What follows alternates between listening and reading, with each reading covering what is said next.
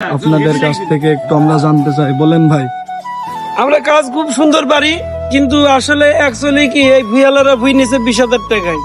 এখন দেখা যাচ্ছে যে তামাক করার পরে তামাক হচ্ছে 70,000 টাকা। এখন এই মুনিশ খরচ দিতে কি তাদের অনেক কষ্ট। তা আমরা চিন্তা ভাবনা নিয়েছি আগামী বছর থেকে 50,000 টাকা আমার ক্যাশে রাখবো, যে তামাক টাকার জন্য ভাঙতে পারবে না তার টাকাটা আমি দেবো।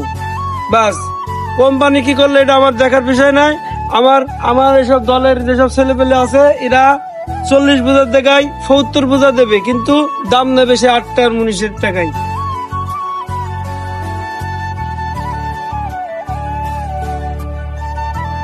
এরা অনেক ভালো কাজ করে, সেইটা আপনারাই শুনলেন আমাদের ভাইদের কাছ থেকে।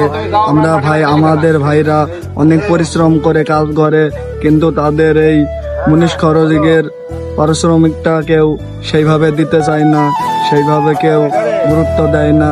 আবার তাদের পারিশ্রমিক কম দেয়, কিন্তু ভাইদের হাতের কাজ অনেক ভালো, অনেক সুন্দর, কিন্তু ভাইদের কেউ সেইভাবে মূল্যায়ন করে না, সেইভাবে টাকা দিতে চায় না।